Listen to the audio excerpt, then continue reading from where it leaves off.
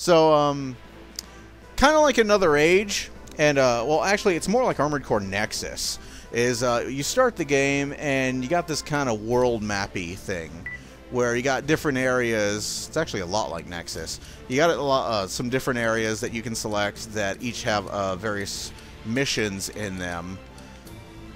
Yeah, it is a lot like Nexus. You see the loading icon. It happens pretty much whenever you do anything in these, but if you really want to force it to save, you got to switch menus, and you'll see the little icon in the lower right, and there you go. Now, this is one of the DLC garages. I got this because it reminded me so much of Armored Core 2 that I kind of felt like I had to get it. So, yeah, you can select different workshops. They're called workshops. They're not called garages anymore. I don't like that, but, progress. But you get different workshops, and you can customize them. I've actually removed the space doors here, so you can see the spaceships outside, and the sunrise, and the landing markers, and it feels very Armored Core 2-ish. And I like that. Also, you'll probably notice I'm using a shotgun and a machine gun.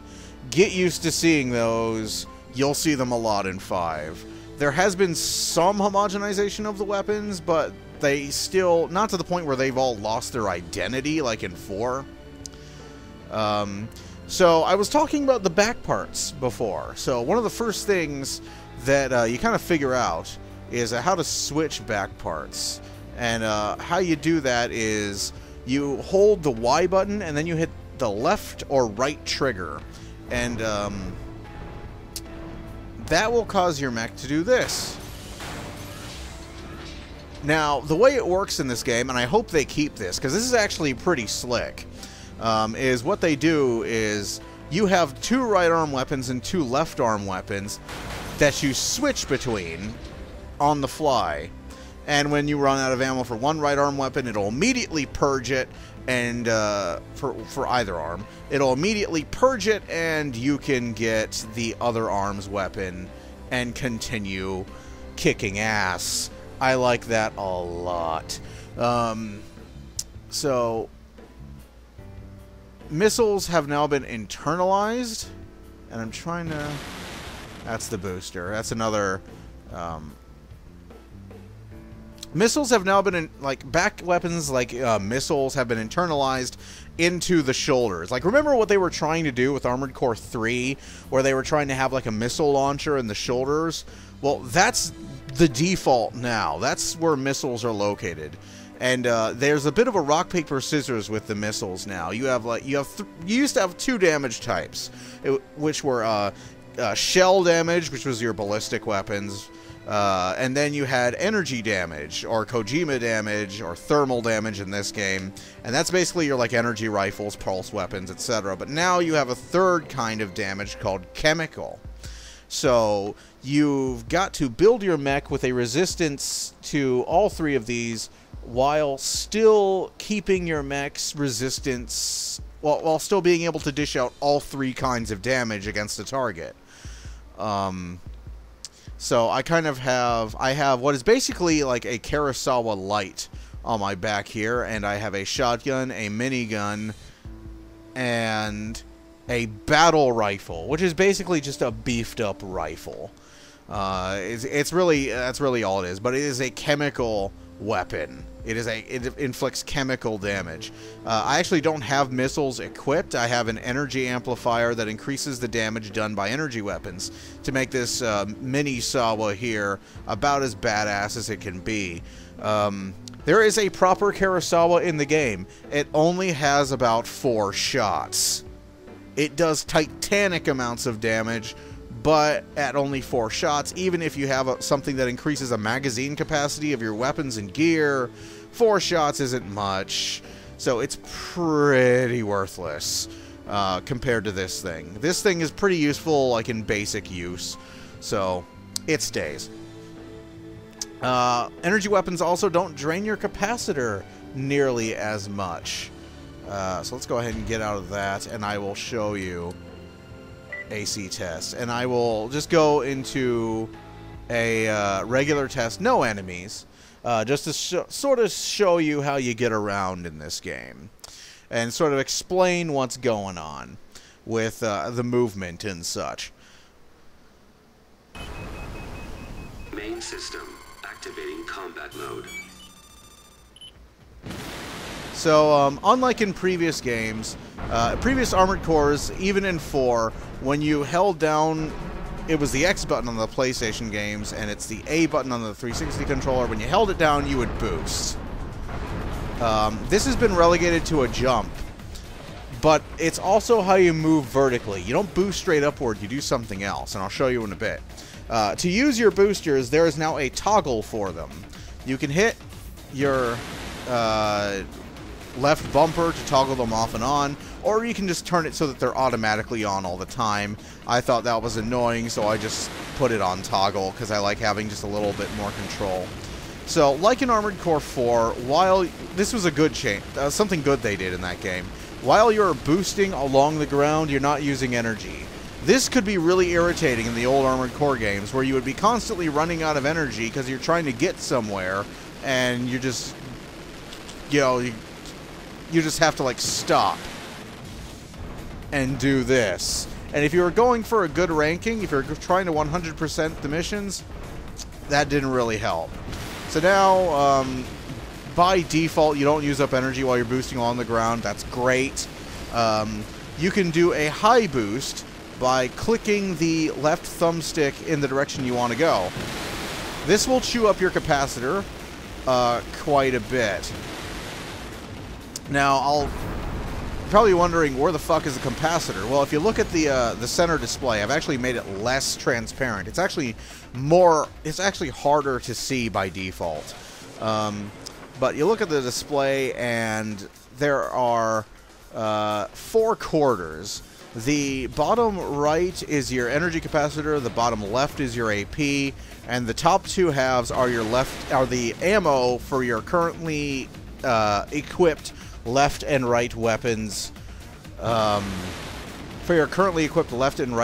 respectively. For example, if I start using shotgun rounds, you'll notice the upper left decreasing as I fire. So, they've done a good job of putting this, of simplifying this for general use. Of breaking down the various gauges and putting them right in front of you at all times. They've done a good job there, but something that they have taken off is a radar display. And this gets irritating to deal with in Armored Core 5, and I'll show you how they want you to deal with it. It's kind of clever, but they should also have included a radar display, just by default.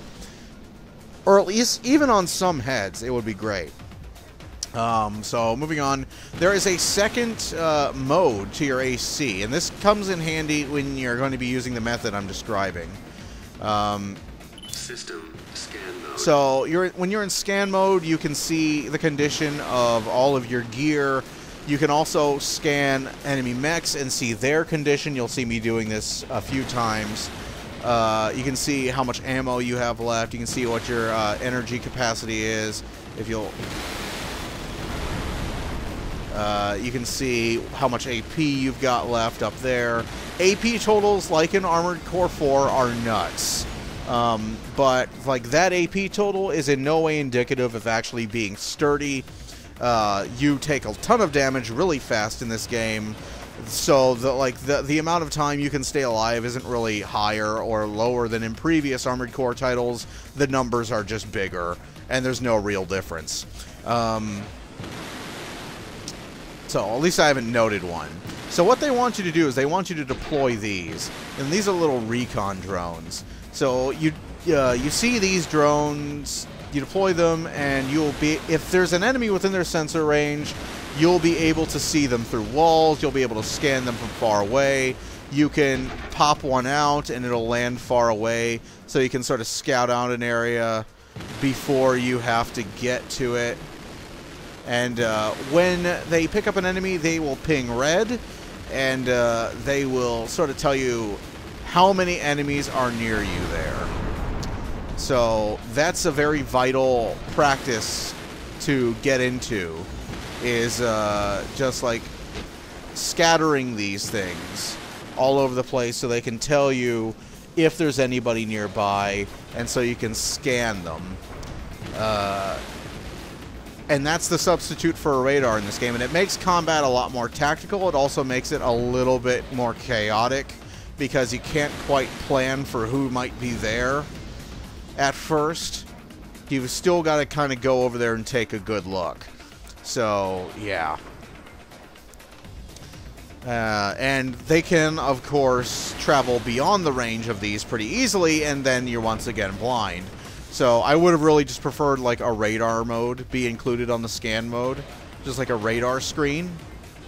That would have been great. Or a radar screen by default, and then just have like scan mode give you like a more in-depth data on what you're fighting. That would have been a good idea. I hope they implement that in the next Armored Core game, if there is one, because I've heard things about From Software, which hopefully aren't true, that they may have suffered a bit. I hope not, because this is a really great start after Armored Core 4. I really like this game. So I was talking about vertical movement. So you no longer boost straight up when you jump. You can like hover there for a moment, but it's not gonna like get you. It's not gonna move you up. So what they have changed that to is what happens now is you can literally jump up the side of walls and buildings now. And this is how you move vertically, is you jump up on top of buildings to climb them and get to higher vantage points. And you saw me do something else, and I'll try and climb this building really quick so I can show you again. Something else you can do is you can climb up high and then sort of, let's see if I can do it, kick off from it, and now you can glide through the air using your boosters. And really useful for when you're attacking somebody from higher up. You can jump up and just sort of shoot at them from above and just take them out. And it's really cool. I really like this change to it. It's a little weird to get used to, and it's a little finicky with the analog stick. But all in all, I was pleasantly surprised by how much second nature this has already become to do in missions. It's a really good change, and I hope they keep it. I hope they keep this. You know, even if they restore the ability for like vertical movement by holding down the jumping button later on in future games, I hope they still keep the option for wall climbing, because aside from being really cool to do it in a mech and a really cool way to get a better vantage point and move around urban landscape, the Mega Man X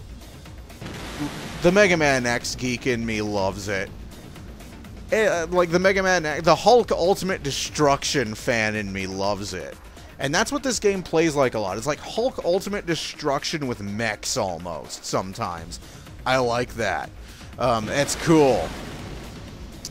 So, like I said before, while you're boosting, if you click the thumbstick in any direction, you can perform a high boost, which will drain your capacitor really fast, but it'll get you moving really fast. So kind of becomes a situation where you kind of want to decide how to do, like how you want to go about moving around and when you need to get the fuck out of dodge really quickly.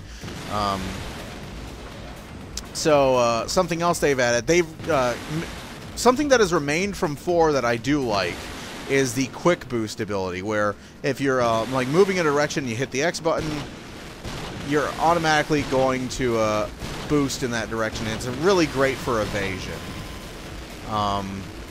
The battlefield limit is still there. It's still as nonsensical as ever.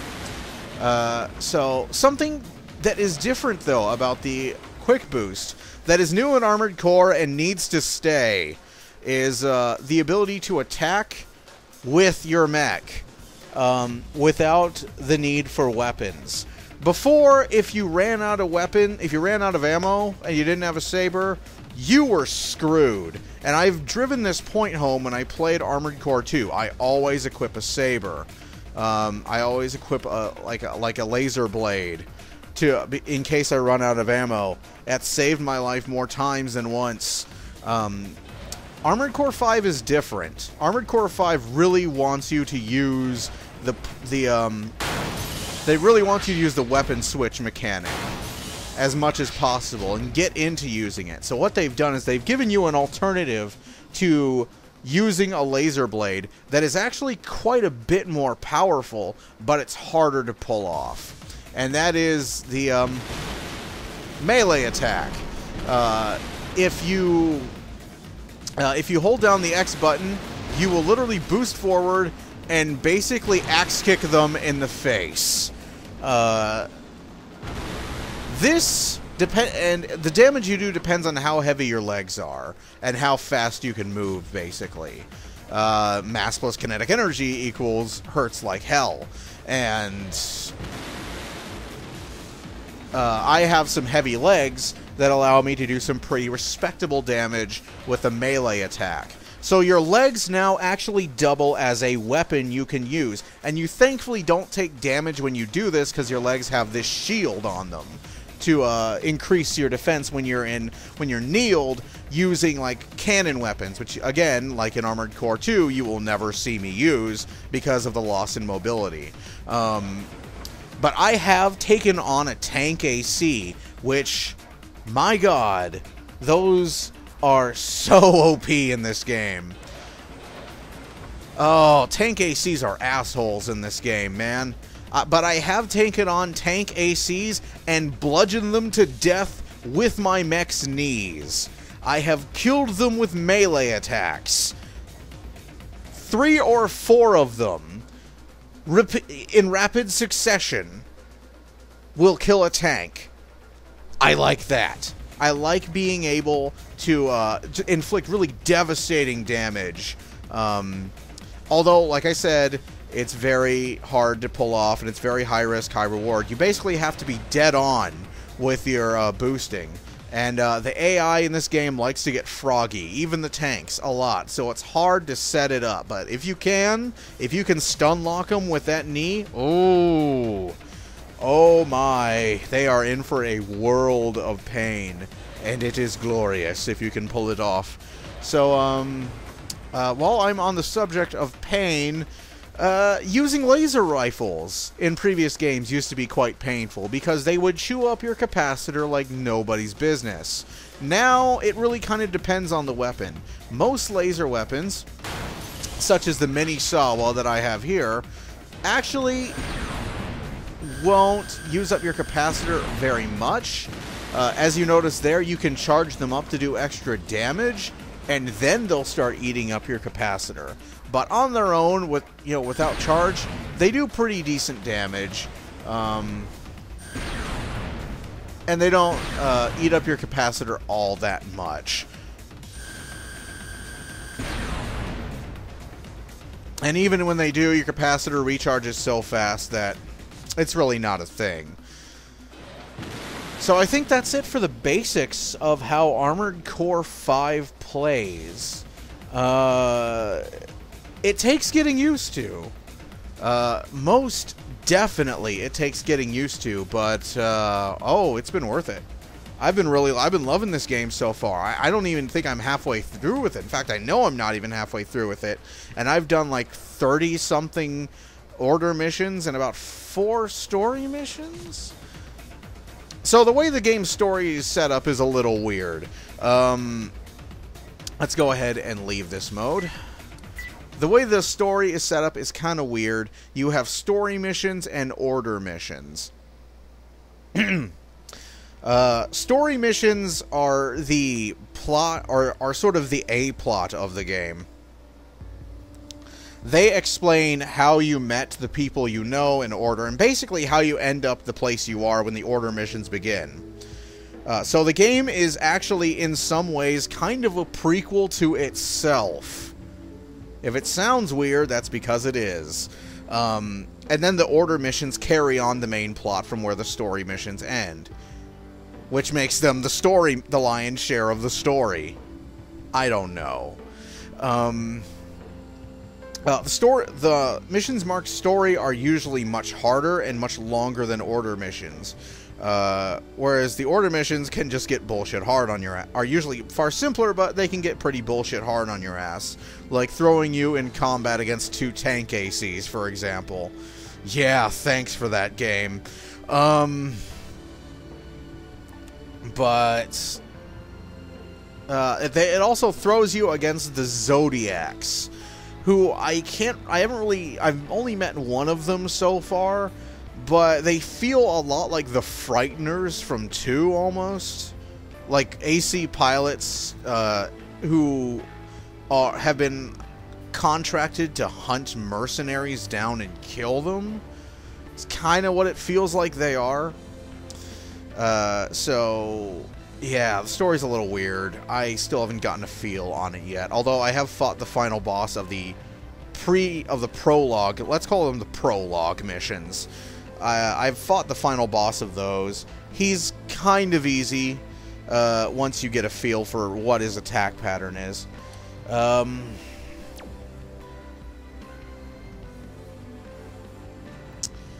let's go ahead and leave AC test. So this game has a lot of loading screens. This game has a monstrous amount of loading screens, in fact. Just putting that out there. So you can buy workshop parts. So there are no parts that I can buy. So basically you can buy new garage backgrounds and new bits to decorate them with from the shop. So you do that from workshop customization. And this is where you can decorate everything. You can choose your garage and decorate everything. There's one that's like a modeler's desk, like all kinds of stuff. All kinds of stuff. There's one that is basically something. Not quite sure. Might be from this game, might not be. There are a few throwbacks in this game to previous ones. So let's see. There's the modeler's desk. There's the space station. Gotta remember to come back to that one. There's like this desert aircraft. And most of the stuff in here, for example, you've got the, like, let me find a decent piece of, there we go. You can turn things on or off, little bits of scenery, and that will allow you to customize the way your garage looks. And let's see. So, like I said before, I actually removed the door that's supposed to be here, so I could see out into space, because space looks cool. I think that's about it. You got assembly. There's AC data. Where you can save. In fact, I'm going to go ahead and overwrite this because that's an old one. Where you can save your AC's configuration for you to load later in case you screw it up when you're messing with it. It's happened to everybody who's played Armored Core. You make a change to your AC and you sell a part so you can forward another one, and you forgot to save it beforehand, and so you're like, oh, damn it! It's happened to everybody who's played an Armored Core game at least once. There's, of course, you can go to Paint, and that's where you customize your emblem and apply decals. Like in 4, you can apply decals wherever the hell you please. So at AVQ's request, I have like a flaming 8-ball there. I got a couple other things that are on my mech. Your emblem is on the shoulder as it usually is.